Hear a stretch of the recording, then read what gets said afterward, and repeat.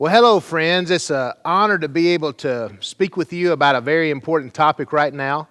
I know that things for our agency have been really complicated as of late with the COVID pandemic, and you've done a marvelous job of serving the citizens and all the families that make up the Shelby County that we love so dearly. So thank you so much for what you're doing. I really appreciate your servant leadership in this area. You're just doing a wonderful job. My name is Mark Puckett, and I'm one of the chaplains with the Shelby County Law Enforcement Chaplains Association. And we're honored to be serving alongside you throughout not just this situation, but through the everyday stuff that you're about with your position as a deputy or working with our sheriff's office. And there's some things that we want to talk about that could be very helpful. Some of these are just common sense, but as you well know, when you're on patrol or when we're out serving in the field, sometimes common sense can seem like it's a superpower nowadays. And there's some things when we get so overwhelmed with the situation at hand that we don't always remember some of the best practices that we should put forth. So what I want to share with you today is a few things that we can do about having a journey to wellness during this entire situation that we're in.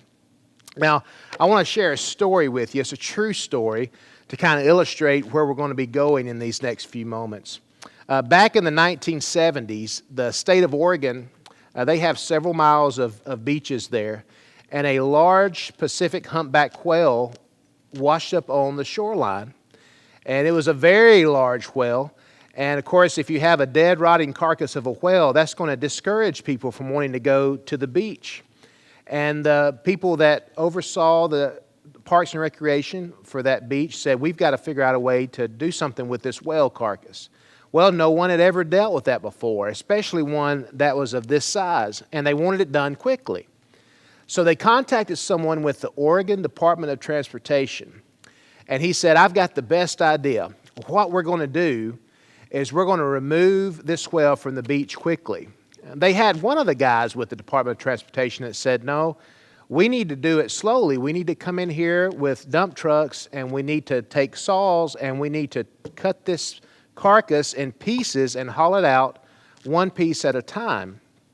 And one of the engineers with the Department of Transportation said, no, we're going to dig trenches around this underneath the sides of the well, and we're going to fill these trenches with dynamite. And when we detonate it, it'll blow the whale carcass into little pieces, and all the birds around here will be able to consume the little pieces that are left. Well, friends, they did exactly that. They dug the trench. They placed all the sticks of dynamite there.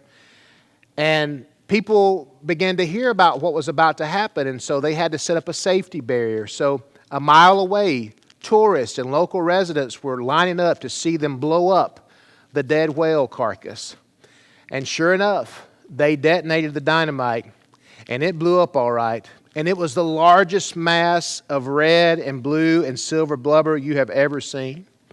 Not only did it blow the whale up, but it destroyed property, cars, and homes over 1.5 miles away. And remember the thing that the engineer said about having the birds eat all the small pieces that would be remaining? It scared all the birds away, so there were no birds there to eat the leftovers of the small pieces of blubber. So we kind of have a big topic like that today. And we're going to take it apart piece by piece, and hopefully it won't be a disaster in the end like that was.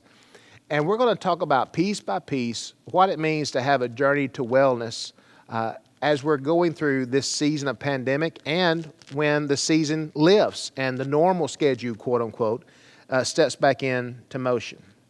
Stress can set in at any point of a daily life. And one of the topics that I'm honored to do with the Academy for Chaplains training that we do with the Sheriff's Office is I do the part about stress management. And it's a topic that's very special to me. It strikes close to my heart. Back in 2003, I lost a very dear friend and mentor to suicide. And it was a traumatic experience. And I was so busy trying to handle things with the pastoral care of the church and of the family and of the various things in our city that required at that time, that I never took the time to address the stress that had mounted and how I dealt with that, and I didn't address that. In fact, it was almost 12 years when I hit a wall of being burnt out that I finally had to address all those things that I just kind of pushed to the back of my mind. And it was a rough experience for me. Years ago, I had a dear friend that said, wisdom is what we learn from the mistakes of others, and experience is what we learn from our own mistakes. It's painful to learn from our own mistakes, so please learn from the mistakes of others, because it won't be as painful for you if you can learn from their mistakes. Lots of things right now look different for us these days. People are socially distanced. They're scared of going to the stores. They're concerned about being out in public. There's just a lot of angst and a lot of anxiety. And we're kind of in uncharted times in our country with this. The last notable pandemic we had come through was in 1918, and I wasn't around then. I lost a great-grandfather and a great-grandmother in that pandemic, but I wasn't around at that time. We're all in uncharted times here for all of us. And sometimes parts of our brain, they have to shut down in order to survive. And as a result of that, we're not able to process a lot of what's going on around us at the time. So I want us to talk today what it means when we choose to live in fear, and when we choose to grow in circumstances. And when we choose to live in fear during this time, well, we do things like grab toilet paper and medications that we do not need. Those are things that happen. We spread emotions that's related to fear and anger. We might even find ourselves complaining frequently. Sometimes we forward all the messages that we may receive hoping someone else is going to handle that for us. We might even find that we get triggered easily with anger, or that we're mad easily for no reason. But the pressure of the moment makes us feel that way. But when we choose to learn during times like these, we make a choice to give up what we can't control. And we're going to talk about that in just a few moments in deeper detail. When we choose to learn, we stop compulsively consuming what hurts us, whether that's an overabundance of social media, or food, or alcohol, or any kind of substance. We can identify our emotions when we start to learn and recognize what's happening. We become fully aware of the situation when we choose to learn during this time. We also evaluate information before spreading something that's false. And we recognize that most everyone is doing the best they can do. That's what happens when we choose to learn during times like these. And when we choose to grow, which takes it a step further, we think of others and how to help them. We take the emphasis off of ourselves, which so many of you have done so well as of late. We live in the present. We focus on the future. When we choose to grow, we find we're empathetic with ourselves and with others. And we look for hope in each situation that we face. We look for a positive way to adapt to the new changes that's happening, because it seems like this is changing every week on us, even the way that we react to it. And then we work to be creative and deepening our relationships, whether it's through FaceTime or Zoom or Google Classroom or whatever it may be. Friends, when we see the news or we're on social media, those images and all of those sounds, they flood our minds. And eventually it can just make us feel so numb and out of touch with our emotions in times like these. This is normal, especially if you've lived through any sort of trauma. Some folks are more apt to feel hypervigilant or maybe anxious during times like these, while others become depressed or maybe just want to veg out on the couch and not do anything. Sometimes, as it did with me when I went through my season of grief, the processing of the event, it doesn't happen until years later.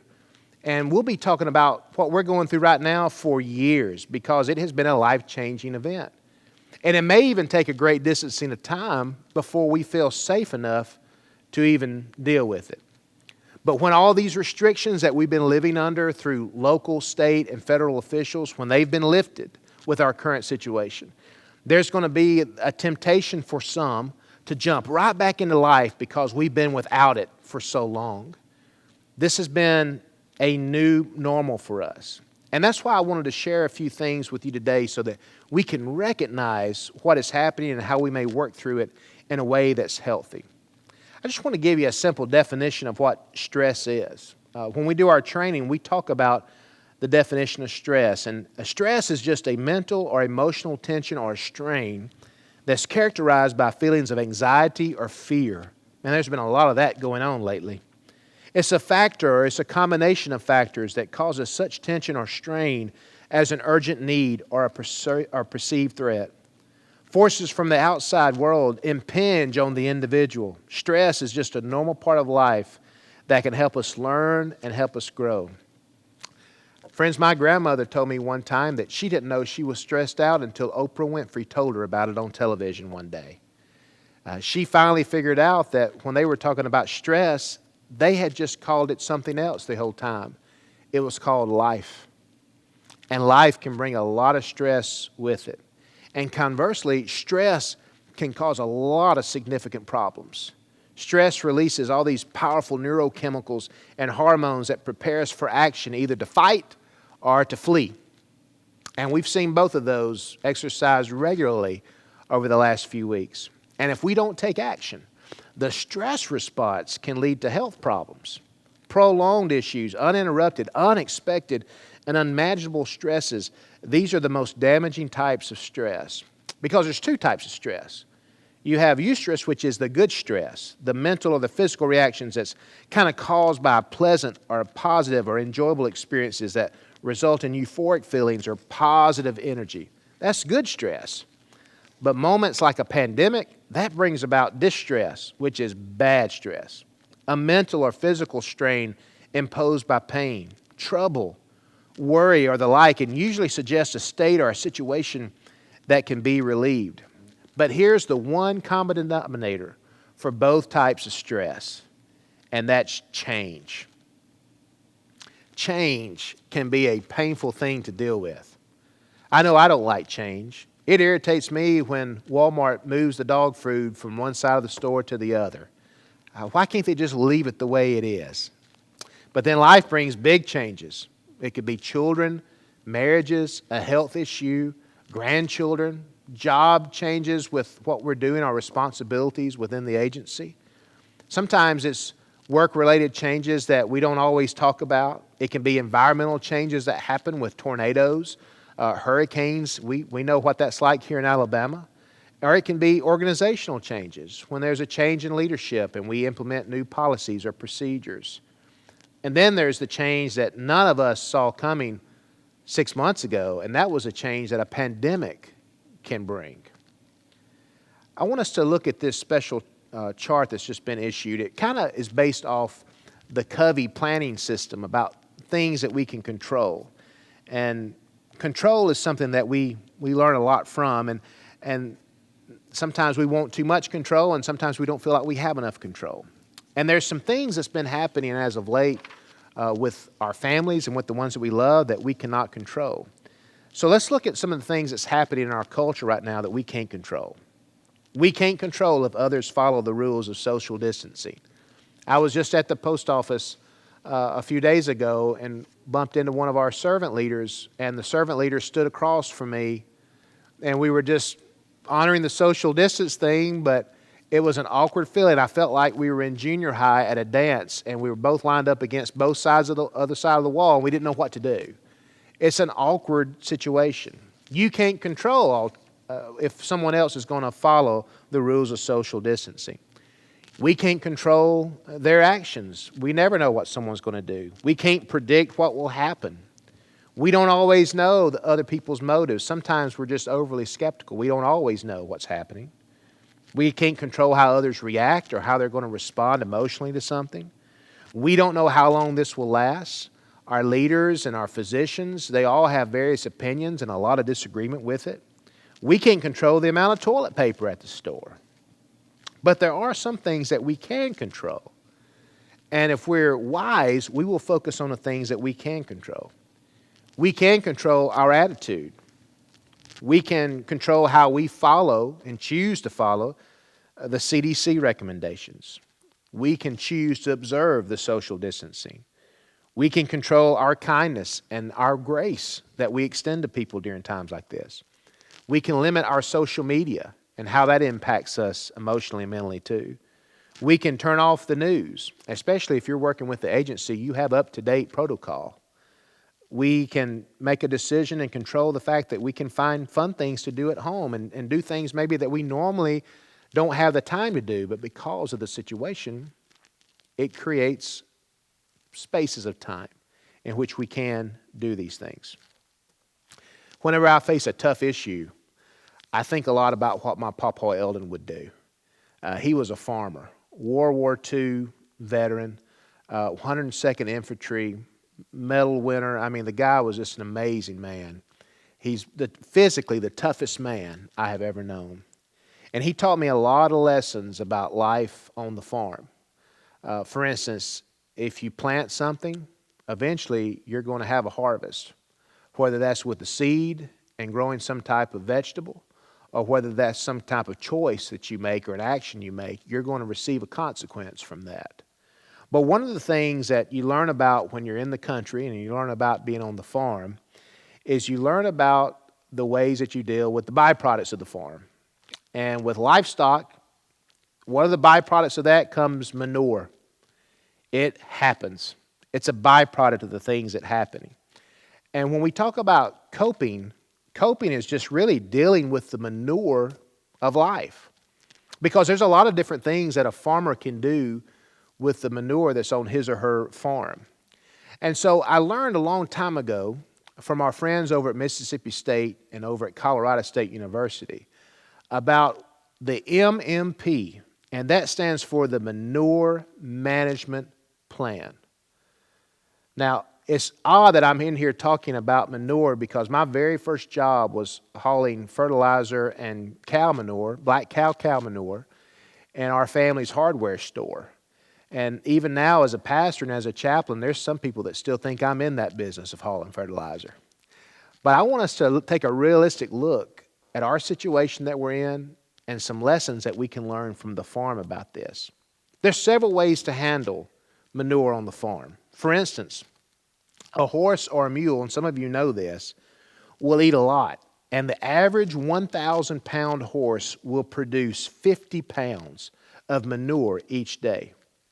Now, you can Google manure management plan, and you'll discover more than 200,000 websites that will train you and inform you about the management of manure. Manure is big business. Now, I'm going to share these with you, but keep in mind, even though we're talking about manure, we're also talking about something else. We're talking about how we cope with what life brings our way. We're going to talk about what people can do with the manure from their livestock, but we're also going to talk about what people do with the manure of their personal lives as well. The first thing that we can do with our manure is we can pile it up in hopes that it will go away by itself. That pile just gets bigger and bigger, and eventually it's going to be too much to handle. If you just have one horse or one mule, that's over 18,000 pounds of manure each year that you've got to figure out something to do with. And the pile gets bigger and bigger every day. And over a short period of time, that manure begins to overwhelm and it overshadows everything else in life. It gets beyond manageable at that point. The second thing you can do with your manure is you can attempt to burn your manure pile. I'm serious about this. You can actually let it dry out a bit and add chemicals and other additives like kerosene and gasoline along with some other things, strike a match and actually burn the pile of manure. Now, I've never met anyone who has attempted to burn their manure pile on their farm more than once. It's a nasty process. It stinks. The smoke is actually toxic. There's a high risk of destroying all the surrounding area with fire because of the amount of chemicals you need to do that kind of a burn. It's just a mess. Your neighbors, now they're going to love you, especially if you're burning your manure pile near their personal property, or especially if it's their personal residence. The technical term that we use when we talk about stress management with this is maladaptive coping. That's reducing stress in the short term, but it serves to erode the health in the long term. Now, when we talk about chemicals to burn manure, when we're trying to burn our manure pile, some people use it with alcoholism. They pour alcohol on their manure to try to burn it. They use substance abuse, prescription abuse, For me, it's Krispy Kreme. Man, I like it when that hot now sign is on, and it draws me in there. And I've had moments when I drive by and the parking lot is full, and I'll say, God, if it's your will for me to stop in and get a Krispy Kreme, there'll be a parking spot open up right at the front door. And you know, about the 22nd time I circle the parking lot, that space will open right up, and I just pull right in. That has to be from God, right? Well, that's the way that I would deal with it. And when I was dealing with my season of grief and trying to work through all of that, it was hurting me in the long run. I found my comfort in food. Stress produces growth, and sometimes it's not the kind of growth that you need. In fact, if the Scripture says that the body is supposed to be the temple of the Holy Spirit, apparently I was working on a megachurch. That was a big thing that I used to try to burn my manure pile. We all know this, and maybe this pertains to some of us who have tried to pour chemicals on ourselves in the hopes of destroying our manure pile. It stinks, it's destructive, and it's going to bring an early and a miserable death when we attempt to deaden the pain of our manure. Are you with me? The third thing you can do with a manure pile is you can try to bury your manure pile. If you have a bobcat or a front-end loader, you can actually bury the manure. Now, that creates a lot of challenges because you'll have a bunch of holes dug up on your property. And the bigger challenge is that the buried manure, it'll still be there 30 years from now and even more toxic because manure cannot decompose without oxygen. Manure needs to breathe in order to prevent it from becoming a toxic threat. Some people believe that they simply bury or cover up their manure, all those painful things, that underneath the surface, it's just going to simply go away. But what happens, friends, is that eventually the surface level will be removed, and then we'll find all of that manure is still there many years later after it was buried. And not only is it painful, but it's toxic. And the fourth thing that we can do with our manure pile, and the most helpful, is we can choose to compost our manure. Composting is that process in which we manage the manure pile by making sure that it gets enough oxygen and that it aerates. That manure is treated in a way over a period of time that was once distasteful, stinky, and unpleasant. It actually becomes, in almost a miraculous way, an object of great value, and it enhances, it beautifies, it energizes, and it nourishes everything that it touches. This is actually known as adaptive coping, reducing stress while at the very same time promoting long-term health. That is what we hope and pray for each one of us today through the sharing of this short video. As a person of faith, it's what I long for throughout this entire situation for everyone. Now, I believe that in the hands of God, that which was very unpleasant can become a beautiful, energizing, and life-giving thing. Because the truth is, manure happens. This could probably be a bumper sticker somewhere. On the farm, manure is a byproduct of just living life. Things are going to happen. The livestock can't help it. And in our lives, challenging circumstances like this, these things are beyond our control. We're in a byproduct of a sick, greed-filled, sinful world, and now a world that is ridden with a virus that is hard to contain. There's not a person here that is not going to have bad things happen in life. We can't avoid it. So what do we do with our manure? What's our management plan? Well, rethink it. Sometimes we think, well, the grass is growing greener on the other side. That could be because the grass is on top of the septic line. It takes a lot of time and it takes a lot of turning to compost manure. If you've ever gardened, you know that you can't put fresh manure down on the garden. Because if you do, it takes all the nitrogen out of the soil and it makes the soil even worse. And to make manure into fertilizer, you got to give it time. It has to have time. And when we're dealing with the manure of life, sometimes we can't be life givers during that season of our manure. We need that time. And everyone that has been serving during this pandemic, when this is over and people start going back to normal life, we're going to have to take some time to process what's been happening with that. We need that time to let others serve us, to encourage us, and to give us the time to where we can take those moments for our manure, so to speak, to age. And we have to turn that manure as well. Oxygen doesn't just get into the inside of the manure pile to decompose it. Manure has to be turned once every 7 days in order to expose it to the oxygen so that it can set up and begin to decompose and become a source of what gives and enhances life once every 7 days. Now, for me, if I put on my pastor hat, that's Sabbath. That means a time of rest, a time to be able to disconnect from everything that's going on in the world. Like for me, when I come to a place of worship once every 7 days, I bring all my manure to worship. Some of the ways that we can do that is by taking that time of rest, getting a hobby, and then letting the air of the moment expose all the manure that we deal with during the week. I see moments as a pastor in worship with people because I know they have fresh manure, but they're there to let God take it, to turn it, and to make it a life-giving moment all the time while observing that Sabbath time. And because we're going to have manure in life, it's important for us to deal with it in a way that's productive. Because fertilizer is important. You got to have it in order to have a harvest later on. And coping, dealing with stress, that's dealing with our manure. So how do we respond to all the stress that we've been going through over the last several weeks? Well, there's some simple ways. The first one is to eat regular, healthy meals. If you can, avoid large amounts of caffeine and sugar. Eat nutritionally. Avoid excessive use of alcohol and drugs. And use medication only when it's under the supervision of a health professional. Have normal exercise. You don't have to go out and run 30 miles, but you may want to run 2 or 3 or 4. Or just a good walk will help. Get enough sleep. Normal rest where you're uninterrupted with that. Stay away from the self-medicating. Focus on prayer time and meditation. Get out a good book. Read. Spend some time with some music that you like. And counseling. There's all types of ways to deal with that because we must deal with our manure. When we have counseling, there's ways that we can do it confidentially. And that's the important thing for us to do because you get to express your thoughts and with someone who's trustworthy. That person should allow an opportunity to express feelings and not necessarily to find all the solutions. Maybe you want to attend a stress debriefing. Critical incident stress debriefings conducted by a trained person, that's a big help for us.